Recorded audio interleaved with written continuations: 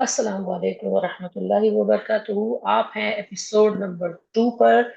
और इसमें हम देखेंगे प्रेजेंट कॉन्टिन्यूअस टेंस, यानी कि वो टेंस जो इस वक्त चल रहा है। यानी कि हम प्रेजेंट में हैं और प्रेजेंट में भी हम वो काम नहीं बता रहे जो होते हैं, बस वो काम बता रहे हैं जो रहा है या रही है।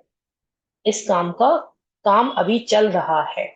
हमें पहले से मतलब नहीं, हमें आगे से मतलब नहीं, अभी फिलहाल हो रहा है, हमारे सामने हो रहा है, हमारी आंखों के सामने हो रहा है। तो उस काम के लिए हम प्रेजेंट कॉन्टिन्यूअस टेंस यूज करते हैं। तो अगर मैं ये कहूं कि हम नमाज पढ़ रहे हैं, ये एक सेंटेंस है। तो वी सब्जेक्ट सबसे पहले आ रहा है, फिर पढ़ रहे हैं नमाज। नमाज एक ऑब्जेक्ट है, पढ़ी जा रही है, और मेन काम क्या हो रहा है? पढ़ने का। तो ये जब नमाज के लिए रीड नहीं आएगा, ऑफर आएगा। वी ऑफर नमाज। अब आप देखिए कि ये तो वो वाला सेंटेंस हो गया कि हम नमाज पढ़ते हैं। वी ऑफर नमाज या शी ऑफर्स नमाज, ये डिफरेंस है। जो सिंगुलर और प्लूरल में फर्क आता है। जब सिंगल प्लूरल होता है तो हम एस या ई एस नहीं लगाते, और जब सिंगुलर होता है तो एस या ई एस वर्ब में लगाते हैं। तो ये बात तो हो गई प्रेजेंट सिंपल प्रेजेंट की, यानी प्रेजेंट इंडेफिनिट की, कि हम ऐसा करते हैं। वो ऑफर करती है, ये उसकी आदत है या ये उसका रूटीन है। लेकिन जब मैं कह रही हूँ पढ़ रहे हैं, मुझे नहीं मालूम उसका रूटीन है या नहीं, फिलहाल पढ़ रहे हैं। तो वी, अब हम लगाएंगे एक हेल्पिंग वर्ब, जैसे कि मैंने पिछली वीडियो में बात बताई थी। वी आर ऑफरिंग सलाह। नमाज को सलाह कहते हैं इंग्लिश में। सो वी आर ऑफरिंग सलाह। तो ये क्या है? ये है एक हेल्पिंग वर्ब जो मैंने लगाया, जो कि प्रेजेंट कॉन्टिन्यूअस में लगता है। दूसरी चीज प्रेजेंट कॉन्टिन्यूअस में याद करने वाली है आईएनजी का यूज वर्ब के साथ। तो अगर हम इसको शॉर्ट में बोले तो प्रेजेंट कॉन्टिन्यूअस टेंस में हमें ये बात याद रखनी है कि subject plus verb plus ING plus object. और यहाँ पे मुझे ऐसे भी ऐड कर देना चाहिए हेल्पिंग वर्ब। हेल्पिंग वर्ब आएगा इज या एम या आर। इज एम आर कैसे पता चलेगा? अगर कोई सिंगल इंसान है, यानी कि सादिक। सादिक एक इंसान है जो नमाज पढ़ रहा है, तो सादिक इज। अगर मैं अपनी बात करूंगी तो आई एम।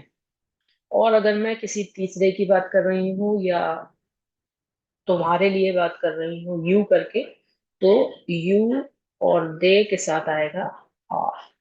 तो इज एम आर, तो ये हो गया आपके हेल्पिंग वर्ब। ऑफरिंग, ऑफर एक वर्ब है जिसमें मैंने आईएनजी लगा दिया, और ये आपका सेम हो गया तीनों में। तो ये हमने बहुत ही सिंपल वे में हमने ये समझ लिया कि प्रेजेंट कॉन्टिन्यूअस टेंस में क्या करा जाता है।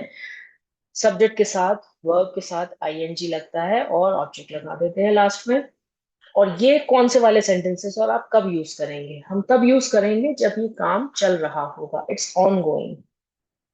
ऑन गोइंग, इस वक्त काम हो रहा हो। मुझे नहीं पता रोज होता है या नहीं, मुझे नहीं पता आगे होगा कि नहीं, इस वक्त हो रहा है। That's the only information that I have. तो ऐसे सेंटेंसेस को प्रेजेंट कॉन्टिन्यूअस टेंस कहते हैं। ठीक है, प्रेजेंट में हो रहा है और कंटिन्यू हो रहा है, इसलिए प्रेजेंट कॉन्टिन्यूअस टेंस कहा जाता है। तो जल्दी से कुछ सेंटेंसेस लेते हैं और इसकी वेरिएंट्स देखते हैं कि जब क्वेश्चन किया जाएगा तो कैसे होगा, या नेगेटिव होगा तो कैसे होगा। तो अगर हम मुझे नेगेटिव में बात करनी है, कि आप मुझसे कोई क्वेश्चन पूछे कि आर यू रीडिंग कुरान, क्या तुम कुरान पढ़ रहे हो? सपोज मैं किताब खोले बैठी हूँ और किसी का ध्यान गया, तो उसने पूछा क्या तुम कुरान पढ़ रहे हो, क्या तुम कुरान पढ़ रही हो? तो अगर वो मुझसे स्टेटमेंट में कहेगा, यानी कि जानता है वो, तो यू आर रीडिंग कुरान, ये तो सिर्फ स्टेटमेंट हो गया। और इसी का ही क्वेश्चन बन गया ये क्वेश्चन है। Are you reading Quran, are को हम इधर ले आए और यू को इधर ले आए। Are you reading the Quran? The लगाना जरूरी है क्योंकि कुरान एक खास किताब है।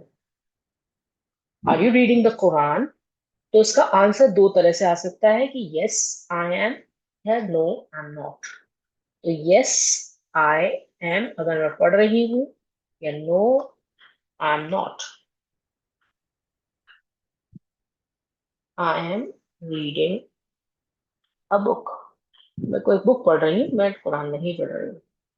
तो ये इस तरीके से हम लोगों ने ये देखा कि इसका क्वेश्चन किस तरीके से बनाया जाता है, क्योंकि आर या इज या एम यूज होता है इसमें हेल्पिंग वर्ब की तरह से। हेल्पिंग वर्ब हमने बताया था अभी कि इज, एम, आर, तीनों में से कोई एक यूज होता है प्रेजेंट कॉन्टिन्यूअस में। तो इसी से ही क्वेश्चन बनेगा। अगर सेंटेंस में आर आना होगा, यानी कि अगर प्लूरल होगा कुछ, तो आर से बनेगा क्वेश्चन। अगर आई मेरा अपने आप से मैं क्वेश्चन कर रही हूँ कि एम आई फास्टिंग, क्या मैं फास्ट कर रही हूँ? एम आई फास्टिंग राइट, मैं खुद से सवाल कर रही हूँ, तो मैंने एम आई कर दिया क्योंकि आई एम फास्टिंग। ये है सही सेंटेंस। अगर मुझे सादिक से पूछना है क्या तुम नमाज पढ़ रहे हो, या तुम नमाज पढ़ने जा रहे हो, are you going to offer namaz? तो ये आर यू से क्यों स्टार्ट हुआ? क्योंकि यू हमेशा प्लूरल की तरह इस्तेमाल होता है और उसमें हमें आर लगाना पड़ता है। इस कब आएगा? इस तब आएगा जब सपोज कोई लड़की बैठी हुई है, कोई लड़का बैठा हुआ है, या सादिक ही बैठा हुआ है, और मैं सादिक से ना पूछ के किसी तीसरे से पूछ रही हूँ ये बात कि क्या सादिक नमाज पढ़ रहा है, तो मैं तब कहूंगी सादिक इज रीडिंग कुरान या ऑफरिंग नमाज वटेवर। तो मैं इसको इज सादिक रीडिंग कुरान कर दूंगी और क्वेश्चन मार्क लगा दूंगी, क्योंकि मैंने पूछा क्या सादिक कुरान पढ़ रहा है। सादिक से ही पूछूंगी तो मैं यू करके पूछूंगी, तो यू आर हो जाएगा या आर यू हो जाएगा। तो I hope this is clear. With in 5 minutes में हमने आज प्रेजेंट कॉन्टिन्यूस टेंस समझ लिया, जो कि बहुत आसान है, और इसके कुछ बेसिक से रूल्स हैं जो आपने अभी समझ लिए। अब मैं आपको कुछ सेंटेंसेस देती हूँ जो आपको कमेंट्स में मुझे बताना है, जिनकी इंग्लिश आपको मुझे बतानी है। नंबर 1 क्वेश्चन है, इमाम खुतबा दे रहा है या रहे हैं? इमाम खुतबा दे रहा है, तो इसका आंसर क्या होगा? द इमाम। रेस्ट आप फिल करेंगे, मैं नहीं बताऊंगी।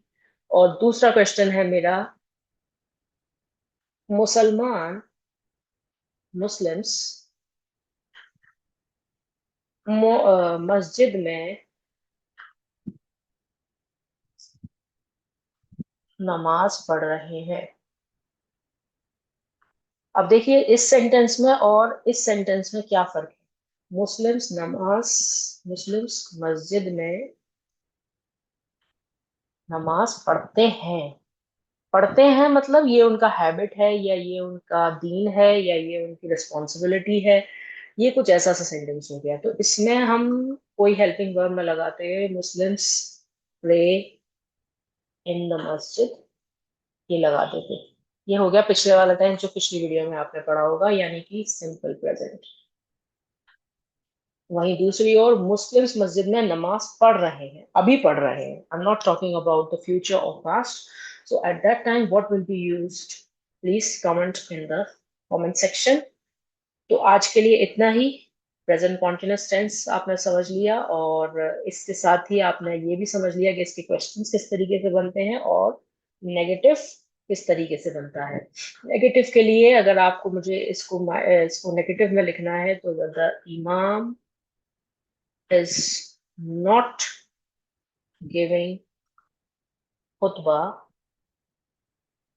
in the masjid, मैं ये लिख सकती हूँ। और Muslims are not praying in the masjid। तो यहाँ ये मेरा खत्म हो जाता है आज का टॉपिक। तो जरूर जरूर कमेंट कीजिएगा, सब्सक्राइब कीजिए और शेयर कीजिए इस अच्छी सी नॉलेज को सबके साथ।